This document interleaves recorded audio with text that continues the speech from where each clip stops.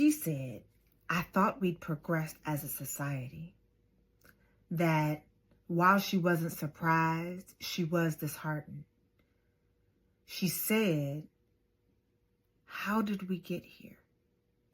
Everybody and their mama has had much to say about the election that went down just last week. Like, we are on day 8, baby.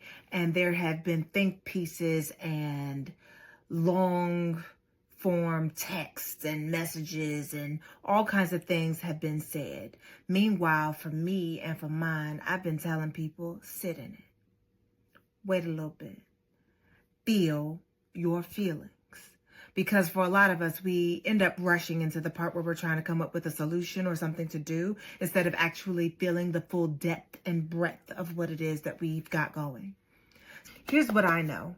While many of us are talking about Kubler-Ross stages of death and dying, y'all know the original: denial, anger, bargaining, depression, and acceptance. What I know is that, number one, it changed into the change curve. I'll put a picture somewhere here. But number two, it's not linear. We are acting as though the healing, the doing, the thing is linear. You thinking that you skipped over denial and moved straight into your frustration or to depression, you think that it means that you won't go back into denial at another time. It's non-linear. What this means is that today you may be in a space of acceptance and you may find yourself moving backward into bargaining.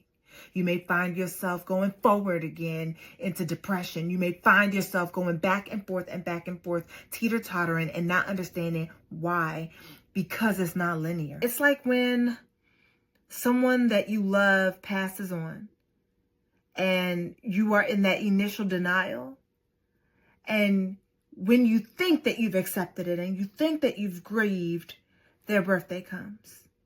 Your birthday comes. A holiday comes. And you realize that, wait, you can't pick up the phone and call. That you won't be in that space with them. And so the grief cycle feels like it begins again when in reality it didn't stop. I am asking you to give yourself time. It's been 1 week. They still have expected you to work at regular productivity. They haven't given you time off, and quiet as it's kept, some of you haven't taken it.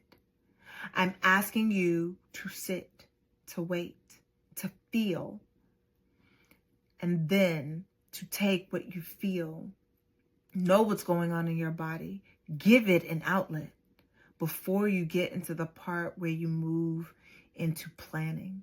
I want to remind you that it's okay to be shocked. Toni Morrison said that she was shocked at racism every single time because she never wanted to get to the place where she got used to it. And I don't want you to get used to it thinking that the world will only give you bullshit. I do want you to ask the questions of how we get here, right? Like, how did we get here? And how you are dealing with it. I want you to sit in your feelings. I want you to take time and not rush. Because the thing is, this is going to be our next so many years, right?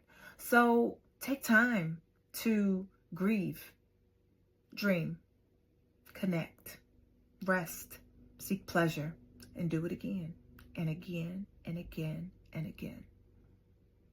Take your time. You do not need to rush to that think piece, to that extra long post. You do not need to rush for the sake of rushing. Feel your feelings. Give yourself time to not just react, but rather to respond. And then let me know what your thoughts are, what your feelings are in the comments. Take your time. I'm still going to be here. Remember, discourse, not disrespect. Keep it cute. Bye.